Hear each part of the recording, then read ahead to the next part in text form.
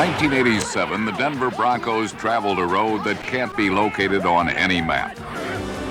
27 other NFL teams began the same journey, but only 2 would remain at the end of the road, to the Super Bowl.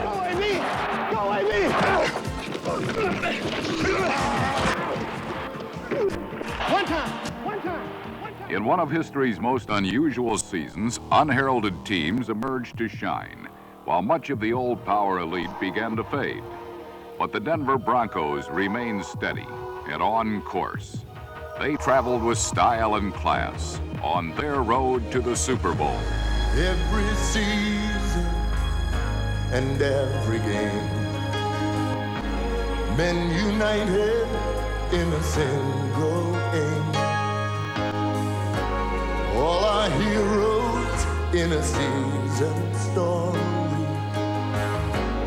men with guts, moments of glory, a test of strength and a test of pride, a test of spirit deep inside.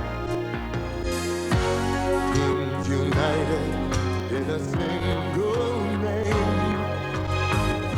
of battle burning when victory's flame.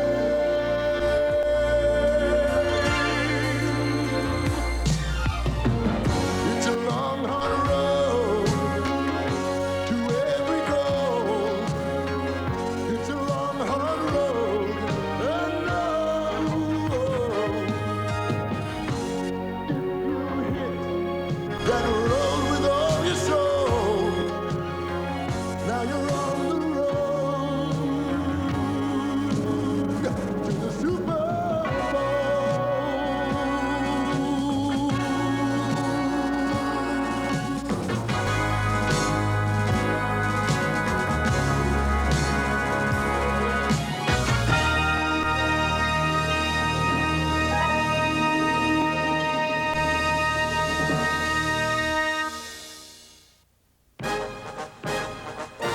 The Denver Broncos approach pro football's biggest game with an intense resolve to complete a mission they began a year ago, to return to the Super Bowl and emerge as world champions.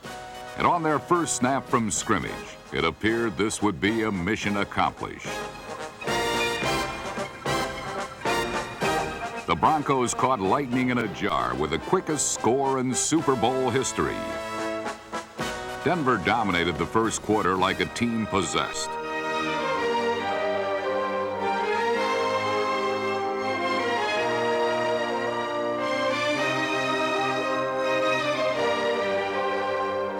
The Broncos boldly pulled out all the stops as John Elway became the first quarterback to catch a pass in a Super Bowl, and their lead grew to 10 points.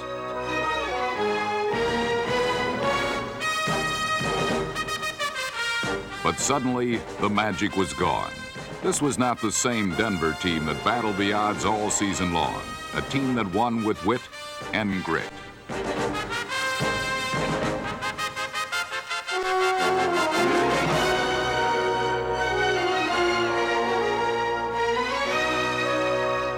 Washington scored 6 unanswered touchdowns to send shockwaves through the Colorado Rockies.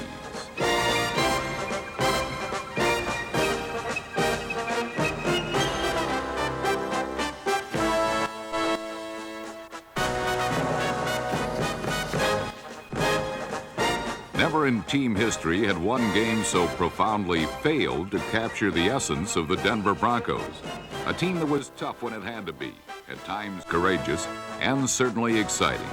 A team that took their first steps toward a return to the Super Bowl back in September. This magical yet bizarre season began on opening day. The Broncos quickly fell behind the visiting Seahawks 17-7 before the Denver defense stiffened and did not allow another point the rest of the game.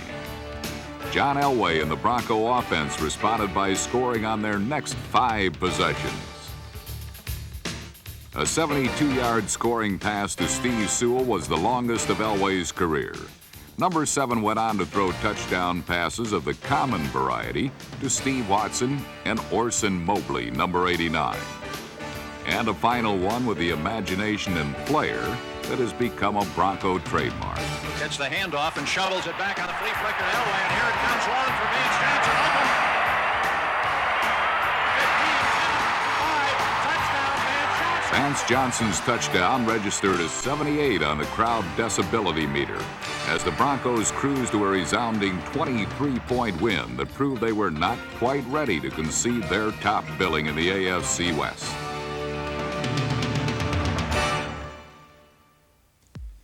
A week later in Milwaukee, all head coach Dan Reeves looked for was someone to put the ball in play so his defending AFC champions could quickly dispose of the lowly Green Bay Packers. But when the rains came in Wisconsin, the Broncos' bright outlook was washed away with a 3-hour lesson in humility. 6 Denver turnovers helped leave the two teams tied. But in the muck, the mud, and the mire, the Broncos still had the chance to win in overtime. Ball is down. The kick on the way by Carlos, and it is no good. Denver's expected landslide turned into a mudslide as the Broncos slipped out of first place in the AFC West for the first time since 1985.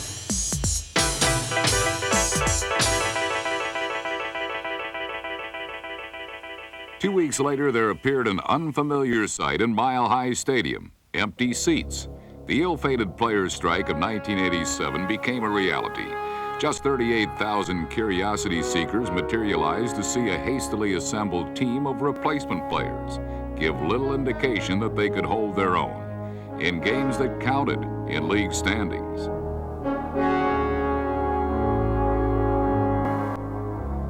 The Oilers sacked Denver quarterbacks 5 times and intercepted 3 passes, including one by the unforgettable Eugene Seal, whose 73-yard touchdown return punctuated a 30-point Houston win.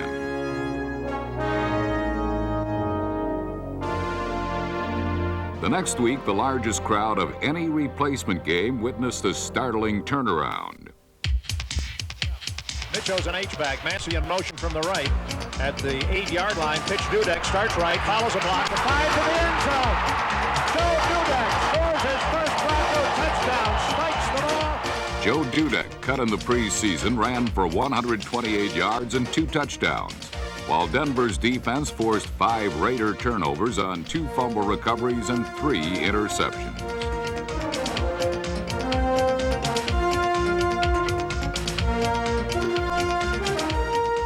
Archer counts, takes the snap and drops, looks and throws. And a third-quarter scoring strike to Rich Massey helped pound the Raiders by 16.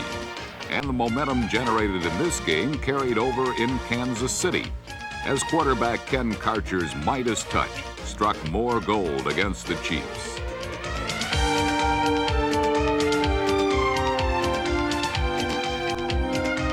Karcher threw for 275 yards and 3 touchdowns, the longest a 35-yarder to Shane Swenson, who set a single-game team record with 290 all-purpose yards.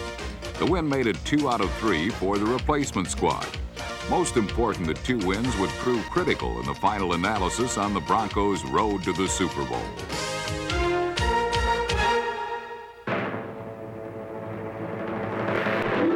Finally, the players' strike was tentatively settled, and the curtain came up on the Bronco regulars under the dome in Minnesota.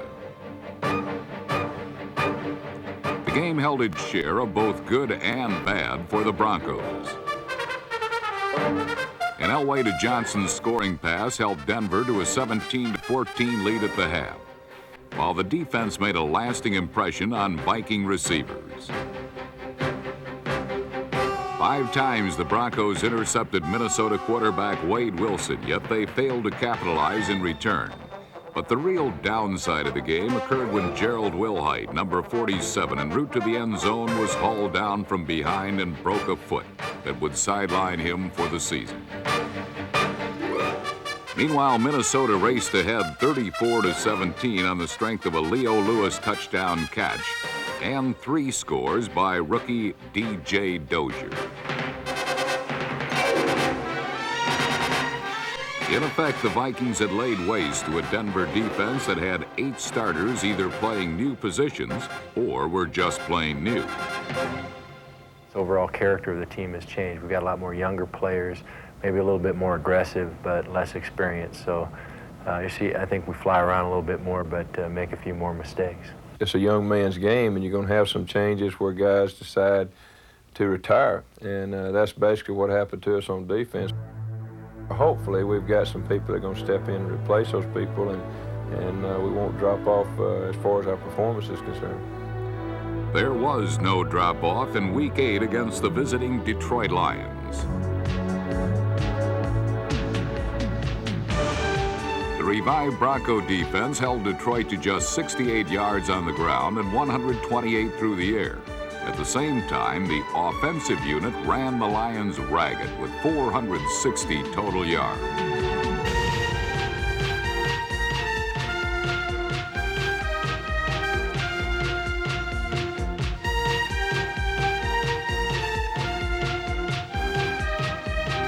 Gene Lang took one John Elway pass 29 yards to set up a scoring play to Vance Johnson.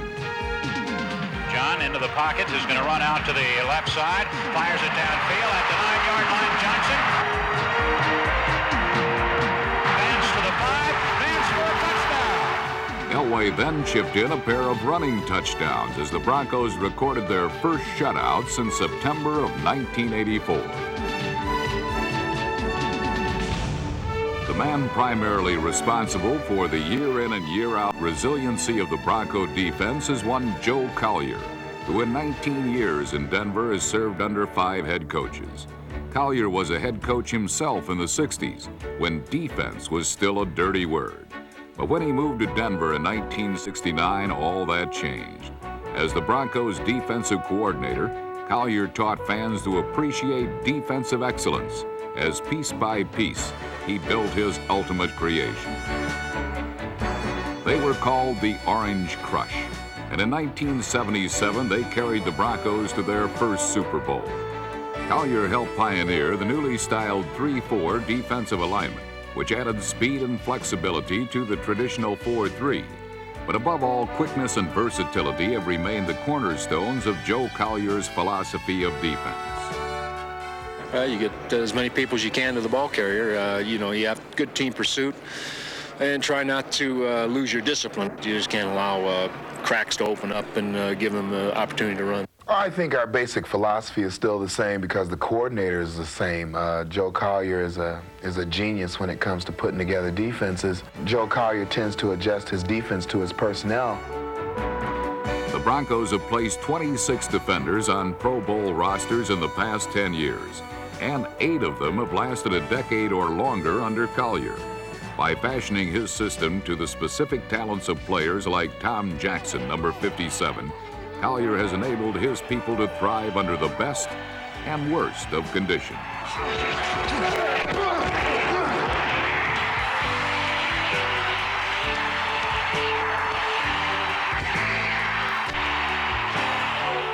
This season has been an especially challenging one for Collier. His unit has thrived on guile and quickness while usually giving away a substantial size advantage. Still, Collier continues to develop new stars like Ricky Hundley, number 98, who came out swinging against Buffalo. However, the Broncos landed precious few punches, while the Bills found new and different ways to deck the Broncos. Incredibly, the Bills blocked not 1, but 2 punts for safeties on a day when the Broncos hardly resembled a team capable of returning to the Super Bowl. The loss left Denver at 4-3-1. The next day, the Broncos had a team meeting that would alter the course of the season.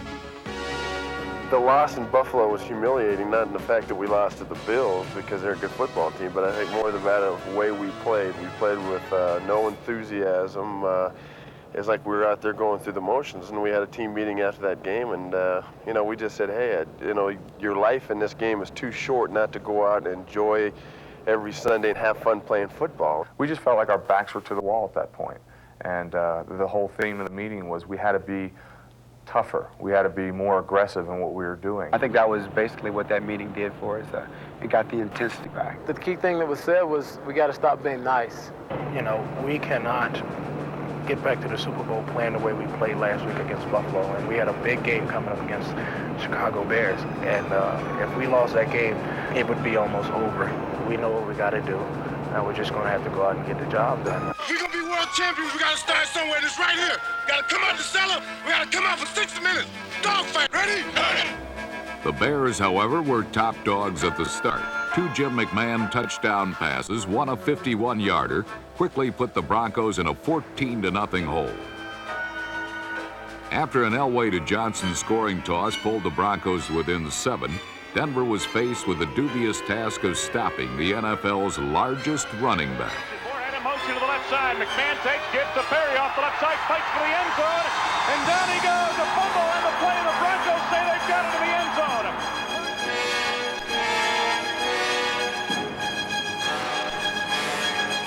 Before Bears coach Mike Ditka was done throwing a fit, the Broncos had posted 2 more scores to go up by a touchdown at halftime. No way to throw it toward the end zone. Mark Jackson, touchdown! Elway running up in the pocket, throwing it toward the end zone. The teal is open. In the third quarter, the momentum swung Chicago's way when the Bears rang up 15 unanswered points to go back on top, 29-21. However, the fourth and final period was all Broncos. A Rich Carlos field goal trimmed the lead to 5 before a scrambling John Elway eluded a fierce Bears rush to direct Denver's final scoring drive of the night. Tight end. They're in the formation where Studdard is an eligible receiver. They have Mitchell in motion. Pitch the ball to Sewell. Steve running to the right. He leaps. He scores! Steve Sewell just decided to go over the top. Ahead 31-29 with 5 minutes left to play, it was up to the Denver defenders to hold the Bears in check. Get fired up. Keep flying around and things will start going our way. Under, Saracen, tackle, pitch, free zone, ready?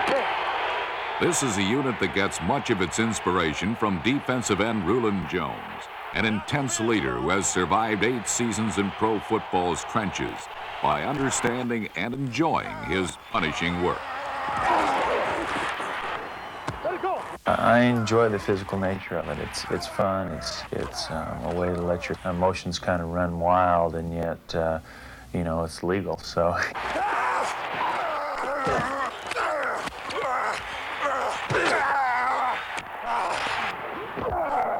Reverse! Reverse! Cheap shot. It's really just a controlled brawl. And young in my career would tend to get caught up more in the brawl than the actual what I was supposed to be doing. 2,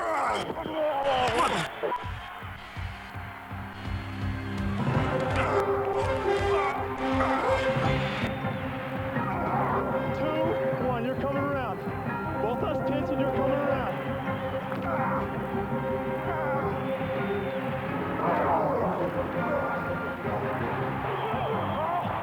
That's a great play, baby. That's a beautiful play. Yes. The thing that I found in my play is the intensity level has to be above and beyond the other ball players.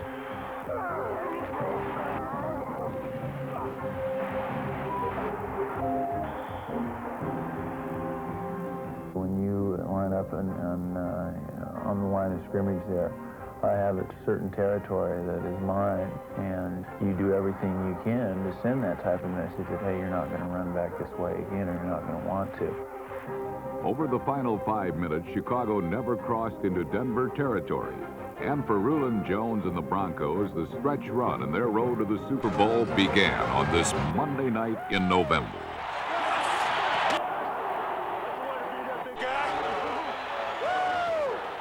Now the finish line and the AFC West title was within their reach.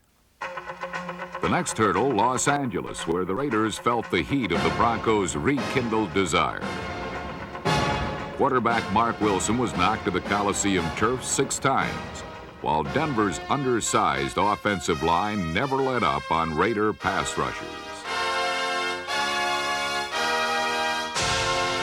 The Broncos did, however, suffer a lick or two themselves. The Raiders' Major League outfielder, running back Bo Jackson, took his hobby seriously enough to sting the Broncos for what could have been a confidence-shattering touchdown run. But it was not to be, for there was plenty of pride and poise on the Denver side as well.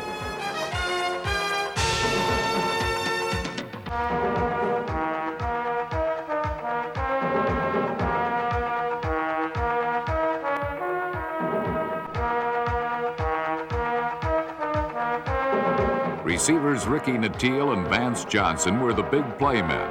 And along with 3 Rich Carlos field goals, Denver dealt the Raiders their 7th consecutive defeat, their worst scheme in 25 years.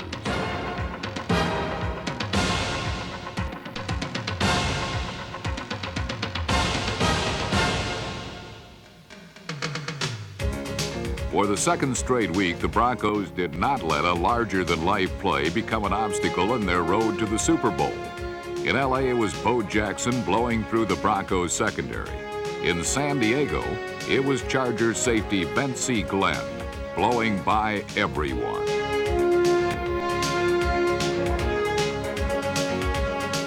After picking off a John Elway pass in his own end zone, Glenn returned the ball an NFL record 103 yards for San Diego's only lead.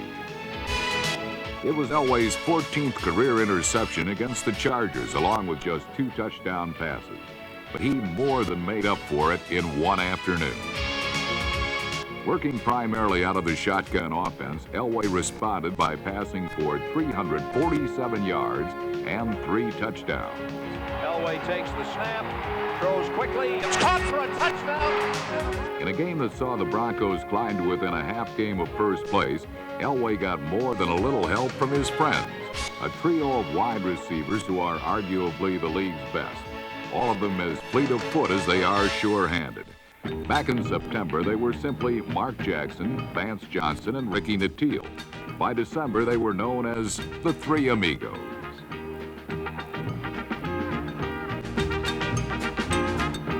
I think it was after the Bears game when each of us scored a touchdown that it really kicked off. And anything that you can do at the end of the year to make the game a little more exciting, you know, a new twist to make it fun, maybe to get your mind off of how tired you are, I think that helps.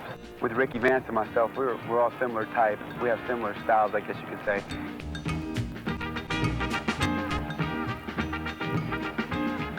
And I think because of that, we're able to relate a lot better. And we're all young.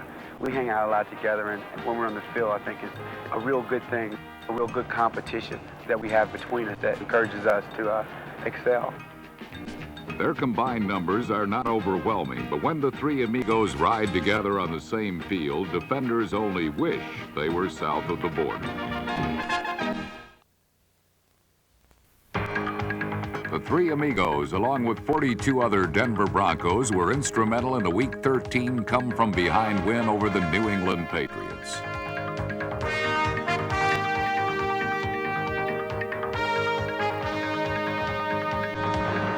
Denver trailed at the half 17-3 as New England dominated both sides of the line of scrimmage. Then the roof fell in on the Patriots. 3 wide receivers in Collins. Fryer in motion from the right. Hand the ball to Fryer. He drops the ball. It is loose and picked up by the Broncos inside the 50. Irving Fryer's fumble opened the floodgates, and the Bronco points came pouring through. Along with a pair of touchdown passes, John Elway further showcased his wealth of skills and found a new way to help win. Elway's quick kick out of the shotgun formation was down at the 5 and nailed the Patriots' backs against the wall. 2nd and 5. Ramsey in the end zone. Throws toward the far side. Intercepted. Haynes. 10, 5. Touchdown. Haynes' touchdown sealed the Broncos' 4th win since their turnaround team meeting in early November and moved them up another notch in their race for number 1. The last time the Broncos traveled to Seattle, they were beaten badly 41-16. This trip, they were simply beaten.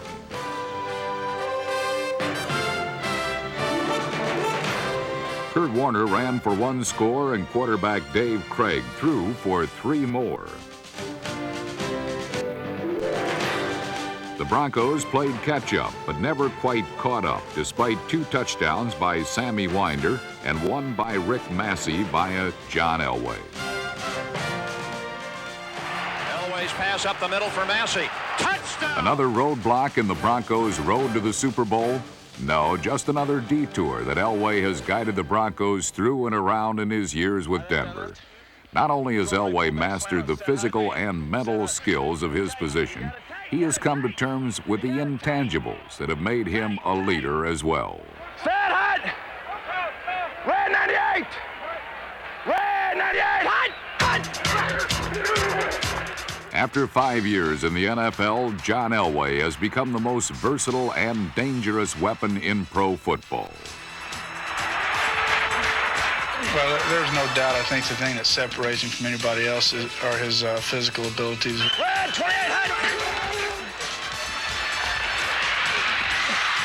I've never seen a guy who could take a busted play and turn it into more big plays than he can, and I think that's what separates him from the rest. His ability is as good as anybody's, but his ability to improvise is better than anybody's.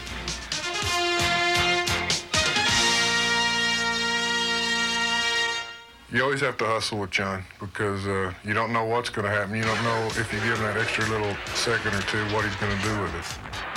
If you do make a mistake or somebody breaks through and you have an opportunity to go back and get an extra block, then you're going to work your hardest to do that. You can see it in any of the game films. When he starts scrambling, it's just like he just pulls away from everyone else and he can zig and zag back across the field. You can't catch him and protect him. So while he's going back and forth across the field, you just try and go in a straight line down the field so you'll be in the general vicinity. Elway confounds a defense with daring escapes that would have made Houdini proud.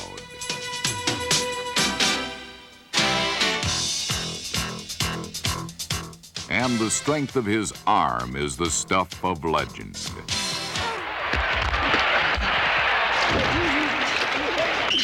John's arm is incredibly strong, I'm telling you. He can probably throw the ball over 60 miles an hour. We have what we call a jugs machine. It's like a tennis ball machine or a baseball machine that shoots the ball out.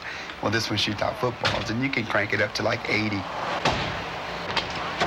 We caught on that just the other day to try to simulate John's speed because there's no way that you can catch from another quarterback or from a coach and get the same effect.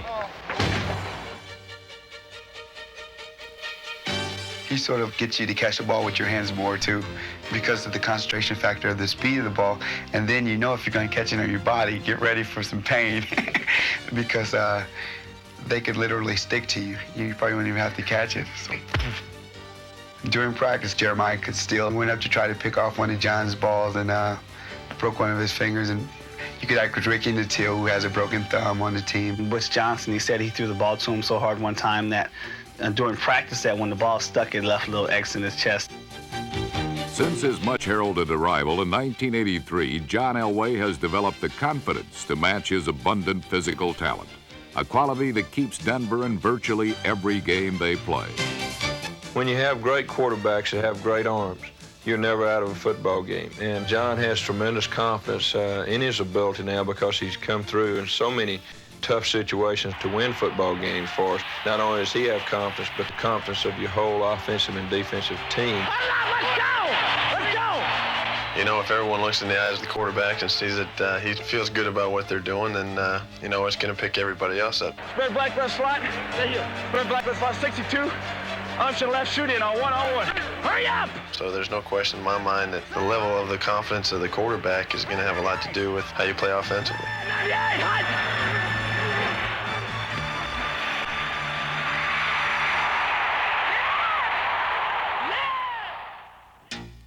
It didn't appear that the Broncos' level of confidence would be reduced in a Week 15 meeting with the last-place Kansas City Chiefs.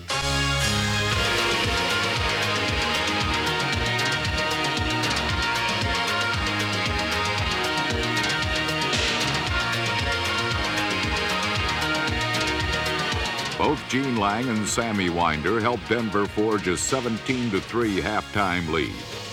But after intermission, the Chiefs exploded. Herman Hurd raced 64 yards for the Chiefs' longest rushing touchdown since his 69-yarder in 1984, as Kansas City refused to disappear into the Denver night. After a Denver field goal, Stephon Page's fourth quarter score cut the Broncos' lead to 20-17. And with 34 seconds remaining, kicker Nick Lowry got the chance to send the game into overtime. Lowry missed the 37-yard attempt to preserve Denver's slim victory. Certainly the win was not a pretty one, but it was functional in clinching at least a wild card berth in the playoffs. The Broncos had now won 5 of their last 6. One more victory would assure them of their second straight division title, and what better place to clinch it than in a winter wonderland known as Mile High Stadium. And for visiting San Diego, there was no worse place to play a streaking Bronco team. It gets hotter as the weather grows colder, and Denver was boiling from the start. Gets out near the 40 and still spinning to the right on his feet at the 40-yard line. He's across the 50. Fighting frigid blizzard conditions, K.C. Clark's punt return warmed the hearts of the 37,000 fans in attendance. K.C. Clark returns it to the end zone for a touchdown. 70-plus yard punt return by K.C. Clark, and the Broncos take a 6-0 lead. It was that rare opportunity to see two teams not only battle each other, but the elements as well.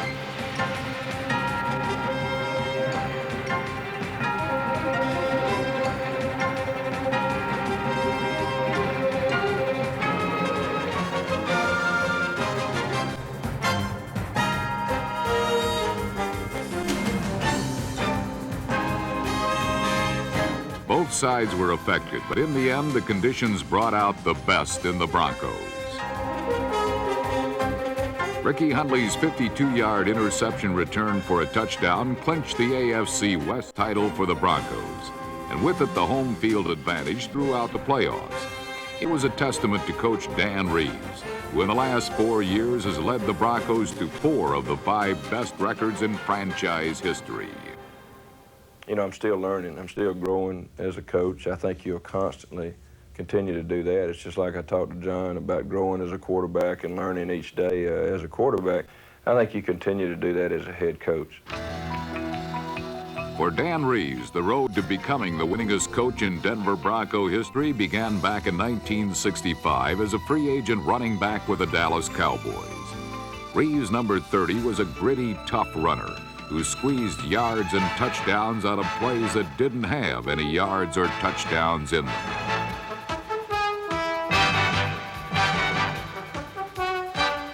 After 8 seasons as one of the NFL's most versatile backs, Reeves joined the Cowboys coaching staff. We'll trap this guy way over here. Your halfbacks cut inside of me now. Head for you. In 1981, Reeves became Denver's head coach and began to build the team in his own image.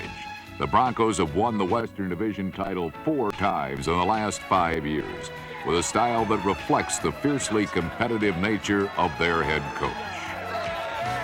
Dan is one of the most competitive people I've ever met at anything, whether it been at cards, whether it been at backgammon, whether it been at racquetball. He was one of the most competitive guys I've ever known, and that's why he's won. And that's why he'll continue to win, because it's important to win. It's important to be the best to him. Hates to lose. You know, he's like 2 different people. When you're winning, you know, he's a good person to be around, but you know, when you lose a few games, he's not the person that you want to get close to. You know, you feel the vibes, you know, and you don't want to face him after losing a couple games in a row. Last year, he had a bet with John Elway in one of the games, and I guess they were betting each other on who would lose their temper first. And I think Dan says something to the effect of, you want that in cash or a check? Just the other day, I dropped a pass, and Dan really got on me. He doesn't want you to fumble. He doesn't want you to drop the balls. You know, I don't think Dan ever fumbled in his life.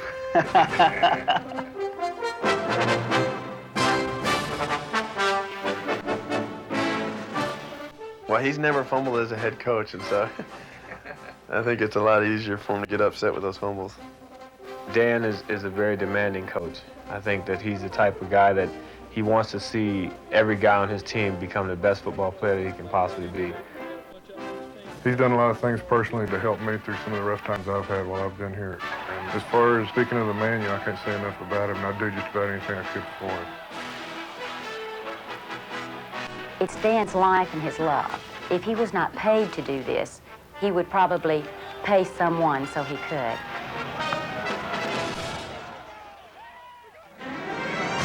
Good afternoon from Mile High Stadium. Bob Martin and Larry Zimmer as the Denver Broncos start their playoff action against the Houston Oilers.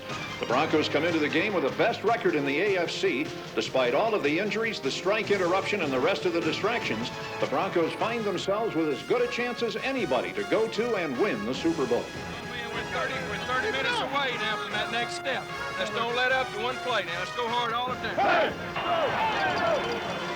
Before the big gunfight scene at the Mile High Corral ever got started, the Oilers shot themselves in the foot with a play they call the stagger lead. It is fumbled and around the 1-yard line, and the Broncos have recovered the ball at the Oiler 1.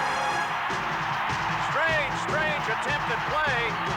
Boone lobbed the ball back toward Rozier at the end line, and he swatted the ball down. Wilson. Some said the play was crazy, risky, and dumb. But it was in the game plan, designed to get the Oilers out of the end zone. Instead, it got the Broncos into the end zone.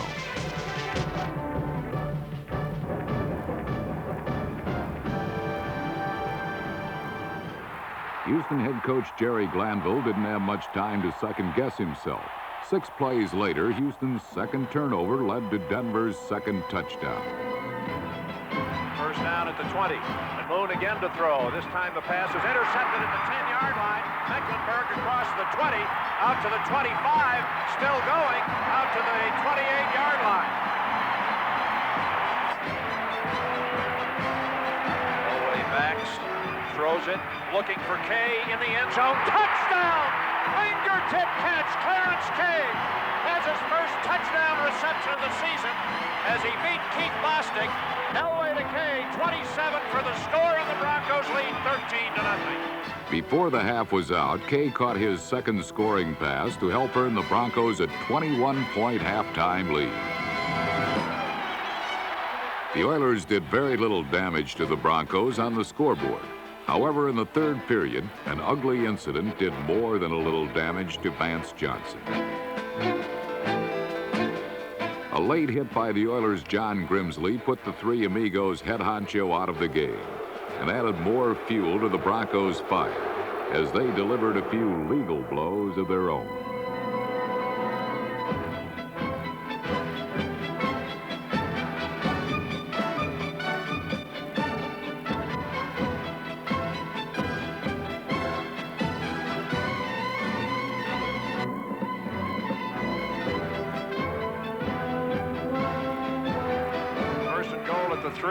Elway rolling to the right, and he can run. He's at the 5. Elway scored! As the sun set in the west, John Elway closed out the scoring, and the Broncos became the first team of the 80s to repeat as AFC champions. We got a lot of things to be thankful for. We got to get ready to play a big game next week. You know, all I've talked about, heard about is revenge and all that stuff. We'll go with our regular schedule now. We'll come in tomorrow like a normal Monday. We'll be off on Tuesday, come back in on Wednesday. Okay, but a great job. Let's hit a knee.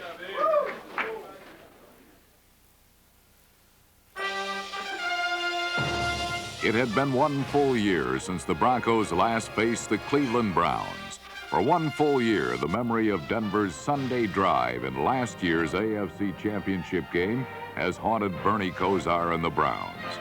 Clearly, there was a revenge factor involved, and Cleveland had all the motivation they needed to erase that bitter memory. It was a showdown of classic proportions. It was an afternoon to remember, a game for the ages. Bring on the dogs and their angry crowds to the best fans in the league. And when they went back to Cleveland, we'll be cheering them on when they leave. One play at a time, at 60 minutes, our football. Let's go. Okay? Yep. All right, let's bust your ass. 1, 2, 3, 4.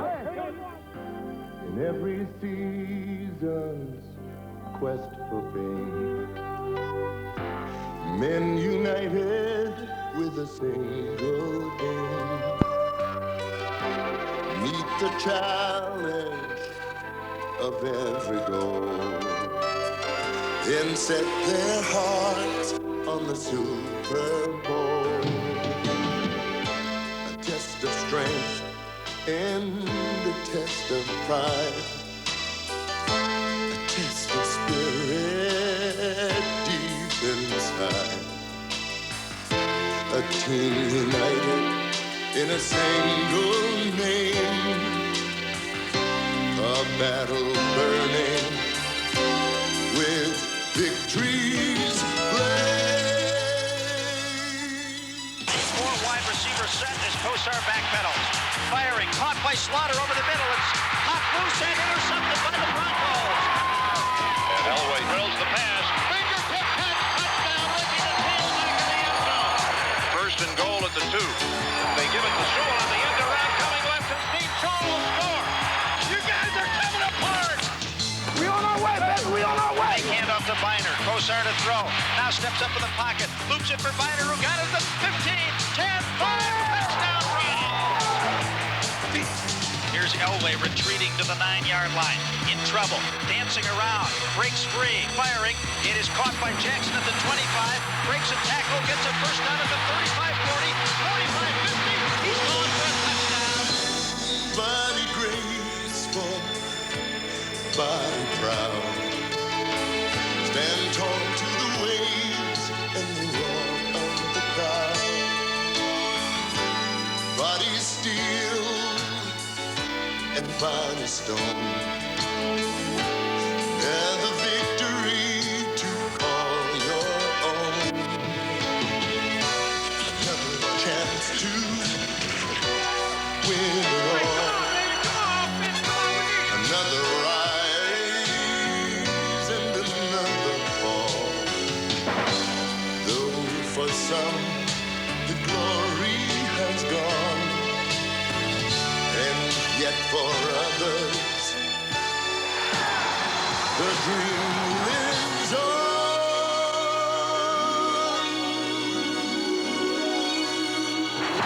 Well, it's a championship finish. Second down, 5 at the 8. Kosar to Biner. Biner trying to slip left at the 5. He's at the goal line. Biner loses the ball.